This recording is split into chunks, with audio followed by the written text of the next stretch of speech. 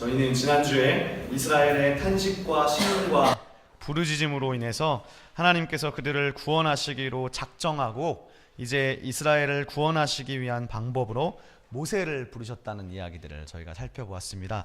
오늘은 출애굽기 세 번째 시간입니다. 근데 특별히 저희가 출애굽기에 들어왔지만 동시에 사순절 기간을 보내고 있어서 이 기간 동안에는 구약 성경을 보면서 함께 신약의 본문들도 함께 같이 살펴보고자 합니다. 지난주에 특히 저희가 읽었던 오늘도 연결되는 본문이긴 하지만요, 모세가 하나님의 부르심을 받는 정말 엄숙한 장면을 저희가 봤습니다. 그래서 거룩한 땅에 서자 하나님이 그렇게 말씀하셨죠. 내가 선 곳은 거룩한 땅이니 신을 벗으라고 말씀하셨습니다. 그래서 거기서 우리가 보았던 이야기는, 중요한 주제는 바로 하나님의 자기 계시였습니다. 하나님의 자기 계시 중에서 첫 번째는 지난주에 긴 시간 동안 다루었는데 불타는데 타지 않는 가시 덤불 떨기나무였습니다. 그리고 두 번째 하나님의 자기 계시는 바로 당신의 이름이었습니다. 오늘 우리는 지난주에 이어서 두 번째 하나님의 자기 계시에 대해서 조금 더 구체적으로 생각해 보면 좋을 것 같습니다. 먼저 오늘 저희가 읽었던 출애굽기 3장 14절 말씀을 다시 한번 보시면요, 이 본문에서 하나님은 당신의 이름을 계시해 주시는데 나는 스스로 있는 자라고 말씀해 주십니다. 13절에서 모세는 하나님, 당신의 이름이 무엇입니까? 제가 구원하러 가야 될 그 백성들에게 당신의 이름을 뭐라고 이야기해야 됩니까? 라고 물었었는데 14절에서 하나님은 나는 스스로 있는 자라고 대답하셨다는 거예요.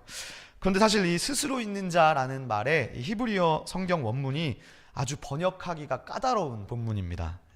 제가 먼저 여러분들의 이해를 돕기 위해서 이 출애굽기 3장 14절을 제가 영어 성경으로 찾아봤는데 총 8개의 영어 번역본을 제가 뒤졌습니다. 그 중에서 6개의 버전은 다 똑같은 번역을 하고 있었습니다. NIV, 그 다음에 NKJ는 뉴 킹제임스 버전이고요. ESV는 뭐 잉글리시 스탠다드 버전, 이런 8가지 중에 제가 6가지를 먼저 봤을 때 6가지는 다 이렇게 I am who I am 이라고 번역했어요.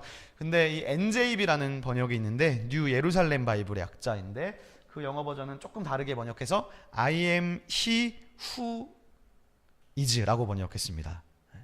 마지막으로 8번째 영어 성경을 볼 텐데요, 제가 여러 번 말씀드렸는데 TNK라는 버전인데요, 이 TNK는 유대인들이 직접 자기들이 히브리어에서 영어로 번역한 버전입니다. 그래서 이 TNK는 사실 구약밖에 없는데요, TNK는 이렇게 번역했어요. 지금까지 영어역과는 다른 번역을 보여주고 있는데 읽어보실 수 있으시겠습니까? 네, 에흐예 아쉐르 에흐예 라고 번역을 했습니다. 즉 유대인들은 이 원어를 번역하지 않고 그대로 이 부분을 음역했어요. 그대로 발음나는 대로 음역했다는 거예요. 그대로 에흐예 아쉐르 에흐예로 남겨두었다는 것입니다. 근데 히브리어에서 이 가운데 있는 아쉐르는 영어의 관계대명사에 해당합니다. 그러니까 후라는 말이 맞는 거죠. 그리고 앞뒤에 있는 단어 에흐예가 성경학자들 사이에서 지금까지도 풀리지 않는 아주 어려운 단어인데요, 영어로 따지면 저 말이 비동사와 관련이 있을 것으로 여겨지고 있습니다. 그래서 성경은, 대부분의 영어 성경은 이거를 I am으로 번역했는데 이 히브리어는 또 현대 히브리어와 성경에 기록된 고대 히브리어는 또 다릅니다. 근데 이 고대 히브리어는 사실은 이 am, 영어로는 am이잖아요. I am 비동사가 am이라는 말만 써도요 주어를 포함한 개념입니다. 그래서 사실 I를 따로 쓸 필요가 없어요. 근데 이 에흐예라는 말이 어려운 말인데 이 동사의 형태가 사역 동사인지 문법적으로 아니면 미완료 형태를 띠고 있는지가 분명하지 않습니다. 동시에 이 말이, 이 에흐예라는 말이요, 영어 성경이 번역한 것처럼 1인칭 동사인지 아니면 3인칭 동사인지도 사실은 분명하지 않아요. 이 말을 1인칭으로 이해할 때 직역하면 이런 거죠. 나는 뭐 곧 나다, 뭐 이런 라고도 번역할 수 있을 것 같습니다. 어쨌든 간에 여기서 우리가 알 수 있는 정보는 나는 누구누구이다, 나는 점점점점 라는 표현을 통해서 하나님은 분명히, 우리는 지금 다 알 수 없지만 그 시대의 모세는 잘 알아들을 수 있었을 거예요. 분명히 모세에게 자기 계시를 하고 있습니다.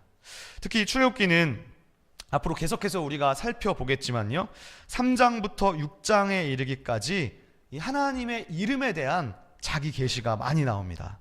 3장 14절에서는 지금 에흐예, 아슈에르, 에흐예라고 했지만 바로 이어서 15절 말씀을 보시면요, 나는 너희 조상의 하나님 여호와다 라고 분명하게 이름을 말씀해 주고 있습니다. 그리고 출애굽기 6장까지 가보면요, 나는 여호와다라는 말이 아주 많이 나와요. 6장 3절, 6절, 7절, 8절, 29절 제가 찾아보니까요, 6장 한 장에만 5번에 걸쳐서 반복해서 언급되고 있습니다. 즉 출애굽기의 서두에서 나는 여호와다, 나는 여호와다 이 말이 매우 많이 반복된다는 것이죠. 이렇게 하나님의 자기 계시는 구약 성경에서 나는 야훼다, 나는 여호와다라는 표현으로 반복되면서 나타납니다. 그런데 우리가 출애굽기를 읽으면서요, 이 모세를 생각해 볼 때 모세는 어떤 존재였나요? 모세는요, 하나님이 이스라엘을 구원하시기 위해서 보낸 사람이었습니다. 즉 모세는 하나님의 구원자 역할을 감당하고 있는 거예요. 하나님이 이스라엘을 구원하시기 위해서 모세를 보냈으니까 모세는 하나님이 보내신 구원자였던 것입니다. 그렇다면 구약에서 하나님이 이스라엘을 구원하시기 위해 보낸 사람이 이렇게 모세였다면 신약 성경에서 하나님이 온 인류를 구원하시기 위해 보낸 사람은 누구였습니까? 바로 예수님이었습니다. 예수의 이야기를 기록하고 있는 이 사복음서를 읽어보면요, 여러 부분에서 예수님을 제2의 모세처럼 표현하고 있습니다. 그 중에 몇 가지만 제가 한번 소개해 보자면, 모세는 태어날 때 저희가 지지난주에 확인했었는데요, 바로의 살해 위협이 있었습니다. 그런데 예수님도 마태복음에 보면 태어날 때 헤롯 왕이 남자아이들을 다 죽이라는 명령이 있었습니다. 그렇죠. 그리고 모세가 시내산에서 40일 동안 금식했던 것처럼 예수님도 광야에서 40일을 금식했습니다.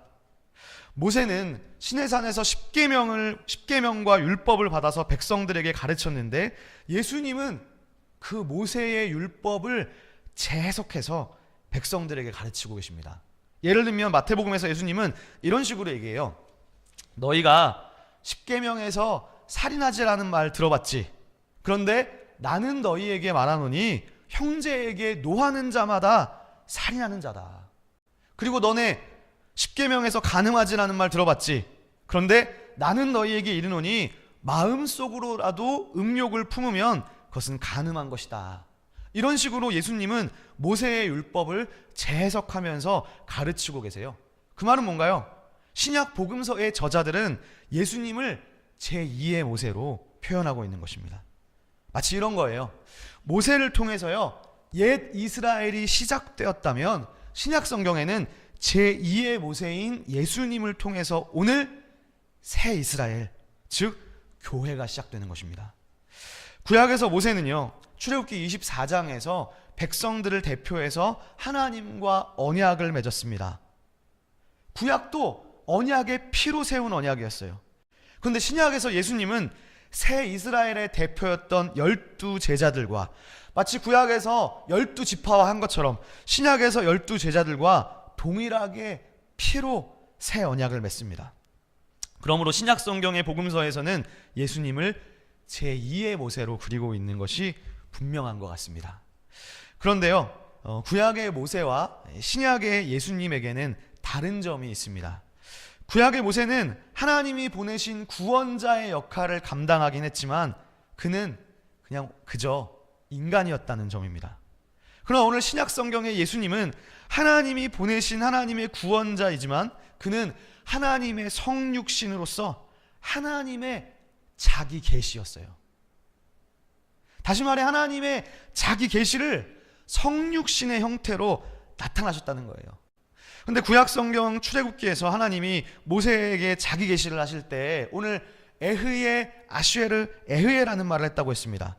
근데 이 말이 지금 히브리어잖아요. 근데 지난주에도 제가 말씀드렸지만 신약 성경은 헬라어로 쓰였습니다. 그리고 지난주에 말씀드린 바와 같이 이스라엘이 바벨론 포로 70년으로 인해서 자기들이 바벨론에 살면서 히브리어를 다 잊어버리게 되고 이 바벨론 지역의 언어였던 아람어를 다 배우게 됩니다. 70년이나 지나면서 이 세대들은 자기의 모국어들을 많이 잊어버리게 됩니다. 그리고 신약 시대까지 와서는 그리스와 로마의 지배를 받으면서 헬라어가, 즉 그리스어가 그 당시 세계의 공용어가 되었습니다. 그래서 이 최초로 히브리어로 쓰여진 구약 성경도 예수님 시대에는 당시의 주된 언어였던 헬라어로 구약 성경을 번역하게 되었다는 거예요. 근데 그 성경이, 그 사본이 70인역이라고 부른다고 했습니다. 근데요, 이 출애굽기 히브리어로 쓰여진 이 3장 14절, 요거를 헬라어로 번역한 사본이 있는데 이 70인역본을 읽어보면 하나님의 자기 계시, 즉 나는 야훼다 혹은 에흐예 아쉐르 에흐예라는 말을 그리스어로 어떻게 번역했냐면 에고 에이미라는 말로 번역을 했습니다. 이 말을 영어로 하면 I am이라는 뜻이에요. 정확하게 I am이에요. 그런데요, 요한복음을 읽어보면 이 요한복음에서는 마테마가 누가와는 좀 질적으로 다른 부분이 있습니다. 공관복음에는 예수님이 일으키신 기적들을 막 보여주면서 특별히 의미 없이 기적들을 막 보여줬는데요, 요한복음에는 예수님의 기적들을 마태, 마가, 누가와는 다르게 수십 가지씩 써놓지 않고 딱 7개만 넣어놨어요. 요한복음에는요. 그런데 요한복음을 잘 연구해보면 어떤 구조를 가지고 있냐면 기적이 딱 7개만 들어있는데 동시에 7개가 또 들어있는 것이 뭐냐면 바로 예수님께서 자기 계시를 하신다는 거예요. 그런데 예수님의 자기 계시가 7번 나타났다는 것입니다. 마치 예수님이 구약 성경의 출애굽기에서 하나님이 나는 여호와다 혹은 에흐예 아쉐를 에흐예 하신 것처럼 나는 땡땡땡이다, 나는 뭐뭐뭐다라고 예수님이 7번 하고 계신다는 거예요. 그런데 더 놀라운 것은 구약 성경에서 하나님이 자기 계시를 할 때 그것을 그리스어로 번역한 70인역본이 이브리어 에흐예 아쉐르 에흐예를 화면에서 보는 바와 같이 에고 에이미라고 번역했는데 오늘 요한복음에서 예수님은 정확하게 에고 에이미라는 말을 7번 말씀하시는 것으로 나타나고 있습니다. 자, 그렇다면 여러분, 자 이제 여러분들이 평소에 얼마나 성경을 읽으셨는지, 네. 예수님이요 나는 뭐뭐뭐다 라고 말을 하신 것 중에 생각나는 말이 있으신가요? 나는 뭐뭐뭐야, 나는 여호와야, 난 이렇게 말씀하신 것처럼 나는 뭐뭐뭐다라고 하신 예수님의 말씀 기억나는 게 있으신가요? 나는 생명의 떡이다. 자, 하나 터졌으니까요 6개가 더 나왔습니다. 6번 있어요 아직도.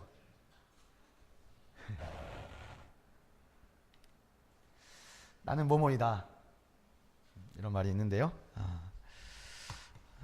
요한복음 안에 총 15개가 있는데요, 이 중에서 첫 번째는 방금 말씀하신 것 같이 나는 생명의 떡이다.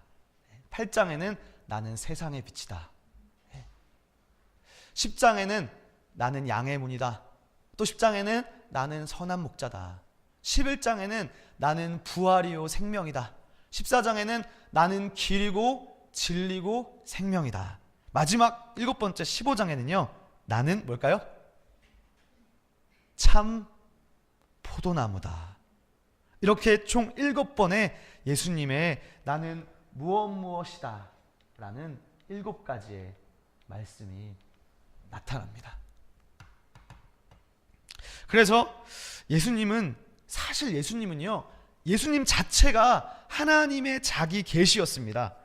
하나님의 자기 계시 그 자체가 예수님이었습니다. 하나님의 자기 계시가 가장 분명하게 드러난 것이 예수님을 통해서였습니다. 왜냐하면 예수 그리스도 자체가 하나님이시기 때문이죠. 그런데 구약 성경에서 하나님이 모세에게 나는 여호와라고 자기 계시를 하셨다면 신약 성경에서는 요한복음에서 자기 계시를 하고 있는 거예요. 자, 그러면 저희가 오늘 이 중에서 예수님의 마지막 7번째 자기 계시, 즉 7번째 에고 에이미를 한번 살펴보도록 하겠습니다. 다 같이 요한복음 15장 말씀을 한번 펴보시겠습니다. 요한복음 15장으로 넘어가 보시겠습니다. 이것이 마지막 7번째 에고 에이미인데 예수님이 자기 자신을 가리켜서 나는 참 포도나무라고 하시는 부분인데 이것이 요한복음 15장에 들어 있습니다. 그런데요 이 요한복음 15장은요 따로 독립된 본문이 아니라 사실은 13장 31절부터 시작된 긴 예수님의 설교를 담아내고 있습니다. 그리고 이 설교는요 13장부터 시작되는 긴 설교예요. 17장까지 이어지거든요. 근데 이 설교는 특히 제자들과 나누었던 마지막 설교입니다. 특히 이 장면은 예수님이 십자가에 처형되시기 전날 밤에 제자들과 감동적인 세족식을 거행하신 후에 제자들에게 나누신 마지막 설교로 특히 유명합니다. 이 제자들과 나눈 마지막 담론이 13장부터 시작해서 17장까지 이어지는데 이것을 한 텀에 읽어야 돼요. 사실은 한 텀에 읽어야 됩니다. 요한복음 역시 한 텀으로 보여주고 있습니다. 그리고 이 마지막 설교 안에 예수님의 자기 계시, 즉 7번의 에고에이미 중에서 마지막 에고에이미가 15번째 15장에 들어있습니다. 근데 예수님은 마지막으로 자기 자신을 가리켜서 제자들에게 뭐라고 하시느냐? 1절에 보시면 나는 참 포도나무이다 라고 하신다는 거예요. 여러분, 예수님은 왜 자기 자신을 가리켜서 하필이면 포도나무라고 말씀하고 계실까요? 요한복음 15장에는 하나님과 예수님의 관계, 그리고 예수님과 제자들의 관계가 나타나고 있어요. 먼저 하나님과 예수님과의 관계를 화면에서 보시면 성부 하나님 그리고 아들 예수님입니다. 그런데 이 두 관계는 농부와 포도나무의 관계로 나타나고 있어요. 그리고 제자들은 그 포도나무에 붙어있는 포도나무 가지로 표현되고 있습니다. 이 본문이 워낙 유명해서 사실 우리가 표면적으로는 잘 알고 있습니다. 주님께서는 성부 하나님과 성자 예수님과 그리고 성도들과의 관계를 표현하기 위해서 오늘 이 포도나무 비유를 사용하고 계세요. 다시 말해서 너희는 그러니까 나한테 꼭 붙어 있어야 돼. 그래서 열매를 맺어야 된다는 거예요. 자, 그런데 오늘 말씀 2절을 보세요. 내게 붙어 있어서 열매를 맺지 아니하는 가지는 아버지께서 그것을 제거해 버린다는 것입니다. 5절입니다. 나는 포도나무여 너희는 가지라. 그가 내 안에 내가 그 안에 거하면 열매를 맺습니다. 그러나 6절에서 사람이 내 안에 거하지 아니하면 가지처럼 밖에 버려져 마르나니 불에 던져버릴 거라는 거예요. 그래서 우리가 이 말씀을 보면서 열심히 신앙생활 해야 되는구나, 안 그러면 나도 버려질 수도 있겠네 라고 생각할 수도 있다는 거죠. 즉 우리는 적어도 이 비유가 뭘 말하고자 하는지에 대해서는 어느 정도 알고 있다는 뜻입니다. 근데 우리가 던지지 못한 질문이 있어요. 그것은 뭐냐 하면 예수님께서 왜 이 비유를 사용하실 때 자기 자신을 가리켜서 포도나무라고 하셨는가입니다. 예를 들어서 사과나무라고도 하실 수 있고, 그리고 신약성경에 많이 나오는 무화과나무라고도 하실 수 있는데 왜 하필 포도나무였을까요? 우리가 이 본문을요 그냥 15장만 가지고 묵상하면 안 되고 더 넓은 맥락에서 예수님이 지금 사실은 무슨 주제로 말씀하시는가를 읽어낼 수 있어야 됩니다. 제가 이 본문의 단락은 13장부터 시작되는 거대한 본문이라 말씀드렸습니다. 13장에서는 예수님의 마지막 장면, 공관복음서에서는 예수님이 성만찬을 거행하면서 새 언약을 맺었던 그 전날 밤입니다. 그리고 요한복음에서 예수님은 세족식을 거행하십니다. 여러분, 공관복음서에서 예수님의 십자가 전날 밤 성만찬은 무슨 의미가 있었나요? 예수님이 성만찬을 왜 하셨죠? 이 신약성경은 사실요 구약을 아는 만큼 보이게 됐습니다. 구약을 아는 만큼 신약이 보이는 거예요. 누가복음 22장에 예수님이 이런 말씀하셨거든요. 포도주를 나누면서 딱 이렇게 말씀하셔요. 정확히 앞으로 너희는 오늘 내가 한 것처럼 똑같이 행하여 나를 기념하라 하시고 이 잔은 내 피로 세우는 새 언약이다 라고 정확히 말씀하셨어요. 성만찬은 새 언약이라는 것입니다.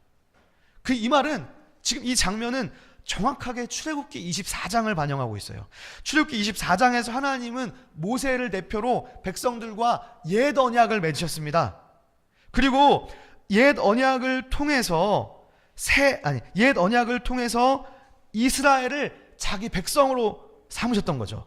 그랬던 것처럼 오늘 신약 성경에서 예수님은 12제자와 함께 새 언약을 맺으시고 새로운 공동체를 다시 내가 지금 만들겠다는 거예요.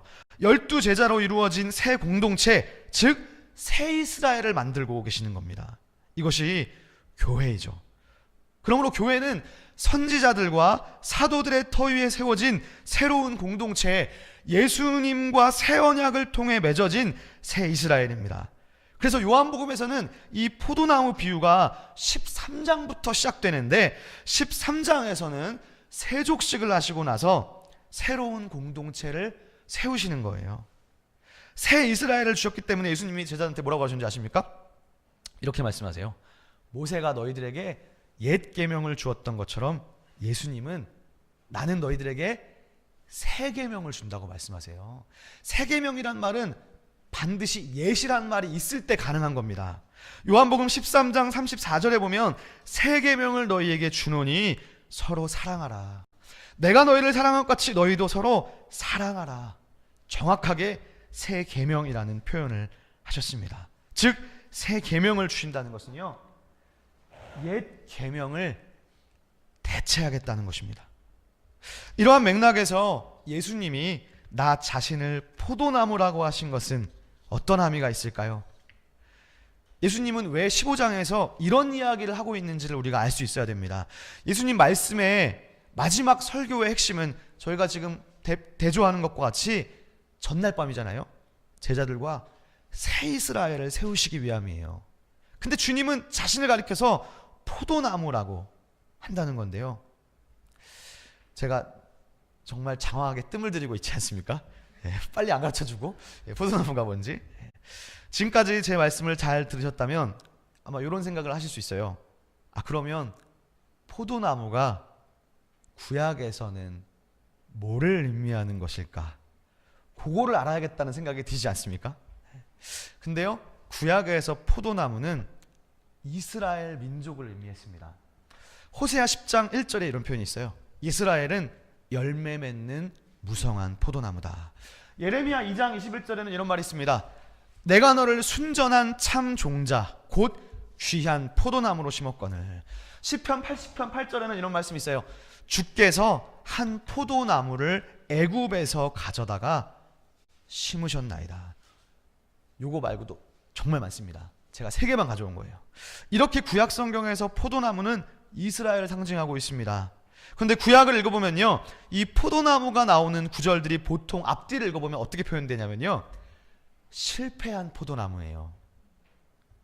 실제로 포도나무가 가리키는 것이 이스라엘이었는데 우리가 잘 아는 것처럼 구약의 역사적 이스라엘은 어떠했는가? 좋은 열매를 맺지 못했어요. 실패한 포도나무였어요. 예를 들어 에스겔 15장에도 포도나무가 나오는데 포도나무가 열매를 맺지 못하니까 하나님이 뭐라고 하시냐면요, 이 포도나무까지 쓸데없는데 불에 던질 땔감으로나 써야겠다.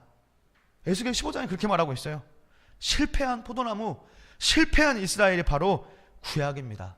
이것은 마치 구약의 아담이 범죄한 아담, 실패한 아담으로서 이스라엘의 어떤 프로토타입이었던 것처럼 포도나무 역시 비슷한 기능을 하고 있는 것이죠. 그런데 오늘 예수님이 자기 자신을 가리켜서 뭐라고 말씀하십니까? 나는 뭐예요? 그냥 포도나무가 아니에요. 참 포도나무입니다. 예수님이 자기 자신을 가리켜서 그냥 포도나무라 하지 않고 참 포도나무다. 영어로 보니까 트루라고 되어 있는데 참 포도나무라고 하는 것은 지금 여기 무슨 배경이 있다는 거예요? 구약의 이스라엘 백성의 실패의 배경에서 나는 참 포도나무, 진짜 내가 포도나무라는 것입니다. 다시 말해 하나님의 자기 계시, 하나님의 계시자로서 자기를 나타내시되 구약에서 실패한 이스라엘을 대체하는 참 포도나무가 바로 예수님이십니다. 즉 예수님이 새 이스라엘 자체이십니다. 아니 여러분, 교회가 새 이스라엘이라고 그랬잖아요. 물론 교회가 새 이스라엘이 맞습니다. 그러나 교회가 교회 되는 데는 조건이 있어요. 그 교회가 정말 새 이스라엘이 되려면 그 교회가 예수라는 포도나무에 붙어 있을 때 교회가 교회이고 교회가 새 이스라엘입니다. 즉 엄밀히 말하자면 저와 여러분은 우리가 포도나무가 아니라 우리는 포도나무에 붙어있는 가지입니다. 그러므로 이 유비는 구약 성경과 그대로 맞물려집니다. 구약시대에 이스라엘이 모세를 통해서 하나님과 언약을 맺어 언약 백성이 됐습니다. 이스라엘 민족이 됐습니다. 그러나 그들이 하나님을 버리고 율법에서 떠났을 때 어떻게 되었습니까? 하나님이 땔감으로 던져버리셨어요. 마찬가지예요. 신약을 살고 있는 우리는 예수 그리스도와 새 언약을 맺은 언약 공동체의 교회입니다. 그런데 이 교회가 포도나무는 아니에요. 포도나무이신 예수 그리스도께 접붙임되어 있을 때 열매를 맺는 것입니다. 그리고 열매를 맺지 않으면 6절에서 불에 던져서 사른다고 말씀하고 계십니다. 이제 오늘 말씀의 후반부로 넘어가 보도록 하겠습니다. 여러분, 우리는 오늘 하나님의 자기 계시인 예수님을 배우면서 특히 예수님의 마지막 7번째 자기 계시인 포도나무를 살펴보고 있습니다. 하나님의 성육신이신 예수님이 어떠한 분인지를 오늘 우리가 알았습니다.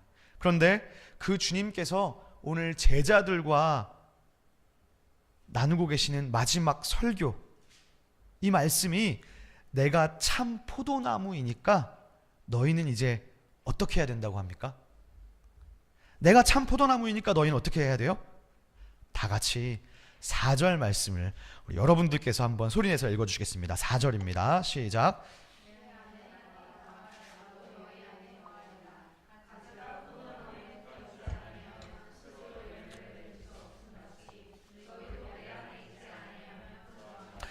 예수님이 제자들에게 어떻게 하라고 말씀하고 계십니까? 이 표현을 잘 주목해 보세요. 주님께서는 오늘 제자들에게 그리고 저와 여러분에게요, 나를 믿으라고 하지 않으세요. 나를 믿으라는 표현을 하지 않고 내 안에 거하라고 말씀하십니다. 내 안에 머무르라고 말씀하십니다. 너희가 나를 믿어야 돼. 내가 포도나무니까 나를 믿어. 이런 뉘앙스가 지금 여기선 아니에요. 내 안에 머무르라는 거예요.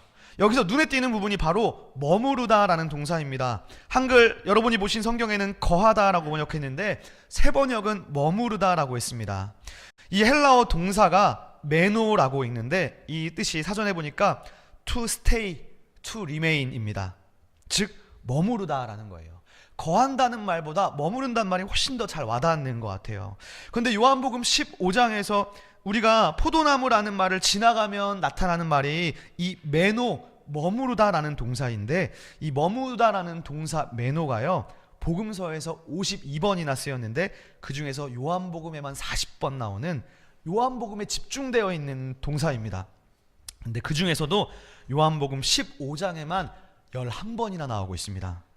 그래서 요한복음 15장을 이해할 때 핵심 개념이 됩니다.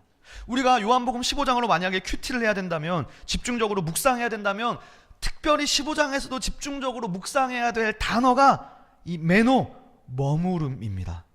그런데 이 머무르다라는 말은 전치사 n이라는 말과 같이 쓰였는데 영어로 따지면 in이에요. 즉 그냥 머무르는 게 아니고요, in이 쓰였으니까 어디 안에 머무르라는 거예요. 그래서 4절에 보면 너희는 내 안에 머물러 있으라. 이 예수님의 명령은 정말 이 제자들에게 주시는 긴박하고 절실한 의무와도 같은 거예요. 예수님의 간절함이 표현되어 있습니다. 즉 우리가 단순히 믿는 차원이 아니라 철저하게 예수 안에 머무를 때 우리가 생명을 얻고 살아갈 수 있는 것입니다. 나를 믿으라는 말을 넘어서 내 안에 머무르라고 말씀하시는 이 주님의 명령은 무엇보다 이런 표현을 지금 15장에서만 11번이나 사용하고 있다는 사실은 여기서 중요한 것이 예수 그리스도와 믿는 사람들의 연합이라는 사실입니다. 즉 주님과의 관계 안에 머무르는 것, 이것보다 더 중요한 것이 없습니다. 사랑하는 시온의 성도 여러분, 이런 의미에서 우리가 예수 안에 머물러 있는다는 것은 구원받은 공동체 교회가, 또한 구원받은 저와 여러분이 수행해야 될 과제의 지속성입니다. 예수를 믿는다는 표현을 우리가 한국어적으로만 생각하면 예수 믿는 것을 단회적이고 일회적인 것으로만 생각해버려요. 내가 예수를 믿고 끝입니다.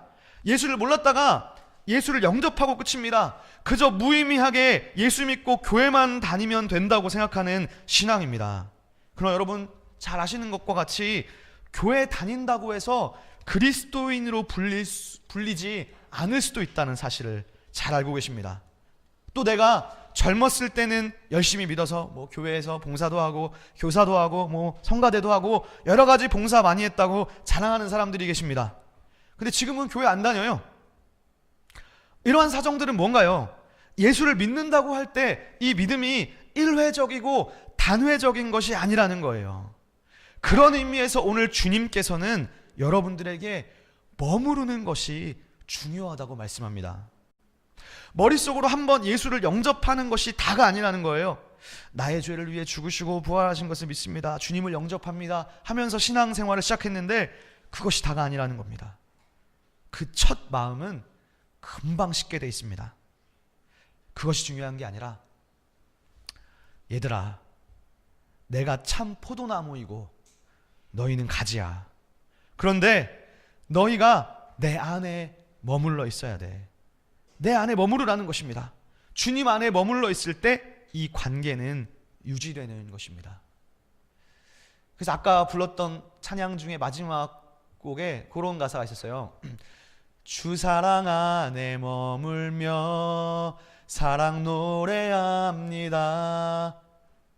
그 노래를 딱 부르는 순간 요한복음 15장이 떠올라요. 오늘 저희는 8절 9절까지밖에 안 다루지만 뒤에 읽어보면 어디에 머무르느냐? 사랑 안에 머무르는 것이거든요. 주님 안에, 주님의 사랑 안에 머물러 있을 때 이 관계가 유지되는 것입니다. 특히 이 머무르다는 동사 메노는 이런 함의를 가지고 있습니다. 단번에 어떤 사건이 아닌 신앙의 지속적인 움직임, 즉 성실성이라는 측면이에요. 머무른다는 말은 성실입니다. 내가 포도나무 그 자체가 아니라 나는 가지에 불과하기에 신실하고 성실하게 주님께 붙어 있는 것입니다. 이것이 얼마나 좋은가요? 우리는 때때로 열매 없는 삶을 두려워해요. 근데 이걸 잘 생각해 보시면요, 열매라는 거는요, 가지가 맺는 건가요? 아닙니다. 가지 자체는 생명이 없어요. 가지 자체는 능력이 없어요. 오늘 성경이 보여주는 중요한 원리가 하나님을 믿고 열매를 맺어야 되는데 이 열매는 내가 맺고 싶다고 맺을 수 있는 게 아니에요. 왜? 나는 가지에 불과하기 때문에. 우리는 내가 가진 능력으로, 내가 가진 착함으로, 내가 가진 어떤 것으로 열매를 맺고자 합니다. 내가 가진 것으로 무언가 해보려고 합니다. 그러나 우리가 기억해야 될 것은 우리가 가지라는 사실이에요. 그리고 가지 그 자체에는 생명이 없어요. 그러므로 가지가 열심히 해야 될 일은 생명의 근원 되신 포도나무에 붙어 있어야 되는 거예요. 포도나무에 붙어서 그 영양분을 공급받을 때 열매는 자동적으로 맺혀지는 것입니다. 그러므로 우리가 해야 할 일은 무엇인가? 참 포도나무이신 예수님 안에 머물러 있어야 되는 겁니다. 그래서 믿으라가 아니라 머무르라예요. 이 머무름은 성실함이 포함됩니다. 여러분, 예수 안에 머문다는 것은 무엇입니까? 예수 안에 머문다는 것은 결국 그분과 친밀한 교제 가운데 나아가는 것을 의미해요. 결국 정답은 예배와 말씀과 기도입니다. 여러분, 제가 늘 똑같은 말만 한다고 생각하지 마십시오. 결국 똑같은 말을 한다는 것은 똑같은 말을 해도 못 알아듣고 있거나 똑같은 말을 해도 삶 가운데 이루어지지 않기 때문이 아니겠습니까? 똑같은 말을 한다는 것은 그만큼 이 주제가 신앙의 핵심이고 이것보다 더 중요한 것이 없다는 것입니다. 예전에 오카는 목사님께서 살아계실 때 그런 말씀을 하셨어요. 목회자들에게 똑같은 설교를 15번 했을 때 조금 성도들이 행하기 시작하더라, 그런 얘기를 하신 적이 있었어요. 저와 여러분은 실제로 주중의 삶 속에서 얼마나 하나님과 친밀하고 밀접한 관계를 맺고 계십니까? 정말 솔직하게 주중의 삶 가운데 말씀으로 교제하고 기도로 교제하는 그 깊이가 얼마나 깊으십니까? 오늘 주님께서는 나를 믿으라 하지 않고 내 안에 머물러 있으라 말씀하세요. 우리는 다 믿고 있어요. 그러나 정말 주님 안에 머물러 있는가? 머릿속으로 지식적으로 알고 있는 것과 주님 안에 머무르는 것은 또 다른 차원입니다. 그런데 우리가 철저하게 예수 안에 머물 때 우리는 생명을 얻고 그 힘으로 살아갈 수 있습니다. 이제 마지막으로 다 같이 요한복음 15장 2절 말씀을 여러분들께서 한 번 더 읽어주시겠습니다. 시작.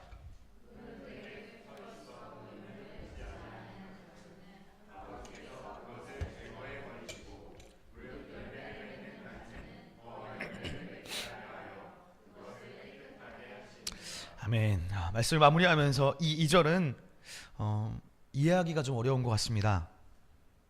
가지가 포도나무 줄기에 붙어 있는데도 열매를 맺을 수 없는 경우가 있기 때문입니다. 이럴 수 있나요? 앞에서는 머물러 있기만 하면 된다며요. 근데 주님 안에 머물러서 포도나무에 붙어 있는데도 왜 열매를 맺지 못하고 있을까요? 그리고 머물러 있는데 주님은 왜 제거해 버린다고 하실까요? 쉽게 이해하기 어렵습니다. 저는 여기서 이 단어의 번역에 다른 제안을 함으로 해결해 보고 싶습니다. 제가 드리는 이 제안은 제가 최초로 한 생각은 아니고 장신대 신약학 교수를 지내셨던 현재 그루터기 교회를 담임하고 계시는 안용성 목사님의 설명을 듣고 제가 그 의견을 받아들인 것인데요. 이 15장 2절에 대부분의 한글 번역본은 열매 맺지 못하는 나무를 잘라버린다, 제거한다로 해석하고 있습니다. 여기서 이 제거한다, 잘라버린다라는 헬라어 동사가 아이로라고 하는 동사입니다. 그런데 헬라어 사전을 찾아보면 이 헬라어 동사 아이로는 두 가지의 뜻이 있습니다. 하나는 제거하다를 의미하는 take away, 또 다른 하나는 들어올리다를 의미하는 take up. 이 둘은 전혀 다른 함의를 가지고 있습니다. 이것을 오늘 본문에 적용해서 생각해보면 포도나무에 붙어 있으면서도 열매를 맺지 못하는 가지를 농부가 take away, 제거해버린다, 잘라버린다, 이런 뜻일 수 있고요. 그 가지를 농부가 take up, 들어올린다, 이런 뜻일 수도 있습니다. 여러분들 혹시 포도밭에 가보신 적 있으신가요? 포도밭에 가보면 사람 키 정도 되는 높이로 포도나무들이 서 있고 거기서 가지들이 사방으로 뻗어 있습니다. 그런데요, 포도나무는 혼자 자기 힘으로 서 있다고 오해할 수 있습니다. 그러나 포도나무는 덩굴 식물이기 때문에 위로 자라지 않습니다. 그래서 그대로 두면 수박처럼 땅바닥으로 퍼져나갑니다.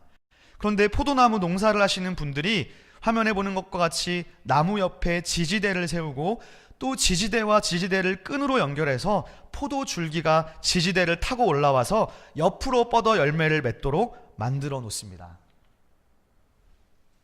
그런데 고대 이스라엘에서는 농법이 충분히 발전되지 않았고 또 지지대로 사용할 만한 재료가 많지 않았기 때문에 그냥 땅바닥으로 뻗어져 나간 가지들도 많이 있었을 거예요. 그런데 이스라엘은 비가 잘 오지 않는 건기와 우기의 이른 비와 늦은 비로 강수량을 하기 때문에 땅바닥에 닿은 가지는 여러 가지 이유로 인해서 제대로 열매를 맺지 못하게 됩니다. 줄기가 땅에 닿으면 우기에는 땅에 닿은 부분이 습기로 인해서 쉽게 썩고 건기에는 부족한 수분을 공급하기 위해서 자체적으로 뿌리를 내리게 되고 그리고 오히려 그것 때문에 본 줄기에서 나오는 영양분을 제대로 공급받지 못합니다. 고로 열매를 맺지 못하는 가지가 생기게 되는 것입니다. 그러므로 농부들은 이런 가지들을 take up, 들어 올려서 그 밑에 돌 같은 것들을 괴어 넣음으로써 문제를 해결한다는 것입니다. 오늘 본문 2절은 이렇게도 해석할 수 있습니다. 어떤 가지는 좋은 환경을 만나서, 가지가 잘난 게 아니에요. 환경이 좋은 것 뿐이에요. 좋은 환경을 만나서 지지대를 타고 올라가 열매를 잘 맺지만 어떤 열매는 지지대를 타지 못해서 땅바닥으로 뻗어나가니까 열매를 맺지 못합니다. 자기 가지 잘못이 아닙니다. 환경을 잘못 만났을 뿐입니다. 그래서 농부는 포도나무에 붙어 있으면서도 열매 맺지 못하는 나무를 들어 올려서 양분을 잘 맺을 수 있도록 도와주신다는 것입니다. 그것이 오늘 본문 2절에 담겨 있는 그림입니다. 사랑하는 시온의 성도 여러분, 포도나무 줄기에서 끊임없이 양분이 공급되고 그 힘으로 열매를 맺는 것이지 가지가 맺는 것이 아닙니다. 포도나무 줄기가 맺은 열매가 가지에 매달려 있는 것입니다. 열매를 맺기 위해 가지가 해야 될 일은 그저 포도나무에 붙어 있기만 하면 됩니다. 붙어 있으면 줄기를 통해서 양분이 가지에 흐르게 되고 그 양분으로 인해 가지가 열매를 맺습니다. 그리고 가지는요, 그 열매의 기쁨을 누리기만 하면 됩니다. 사랑하는 여러분, 하나님 나라는 우리의 힘과 능력으로 만들어가는 것이 아닙니다. 우리 시온의 교회가 할 일은 그저 주님 안에 어떻게 하면 더 붙어 있고 어떻게 하면 더 머물러 있어야 할지 고민하고 거기에 모든 노력을 기울여야 합니다. 그리스도인다운 삶은 나의 능력과 나의 노력으로 맺어지는 것이 아닙니다. 우리가 예수와 친밀한 관계를 맺고 그 안에 머물러 있을 때 예수의 충만하심과 그분의 신실하심을 통해 그분의 능력이 나를 통해 흐르게 되고, 그래서 내 가지에 풍성한 그리스도인의 삶의 열매가 맺히게 되는 것입니다. 우리는 그 열매의 기쁨을 누리기만 하면 됩니다. 사랑하는 여러분, 가지 열매는 가지의 능력으로 맺는 것이 아니라 포도나무 줄기의 능력으로 맺는 것입니다. 가지는 그저 포도나무에 붙어 있기만 하면 됩니다. 비록 때로는 저와 여러분이 상황이 안 좋아서 열매가 없을지라도 실망하지 않고, 또한 나 자신의 죄악된 혹은 여전히 연약한 모습으로 인해 낙심하지 않고 그저 계속해서 주님 안에 머물러 있으면 주님께서는 그 가지를 들어 올려주셔서 우리로 하여금 멋있는 그리스도인의 열매를 맺게 하실 것입니다. 우리 시온의 교회 역시 지금 연약하고 환경도 좋지 않지만 저와 여러분들이 서로 사랑하며 한 마음과 한 뜻으로 주님 안에 머물러 있다 보면 우리 시온의 교회에도 좋은 열매들이 많이 맺혀질 줄로 믿습니다. 사랑하는 시온의 성도 여러분, 주님 안에 거하십시다. 무엇보다 주님의 말씀 안에 거하십시다. 이 사실을 기억하면서 우리 다 같이 7절 말씀을 한 목소리로 읽으며 말씀을 맺겠습니다. 7절 말씀 함께 읽겠습니다. 너희가 내 안에 거하고 내 말이 너희 안에 거하면 무엇이든지 원하는 대로 구하라. 그리하면 이루리라. 아멘. 기도하겠습니다.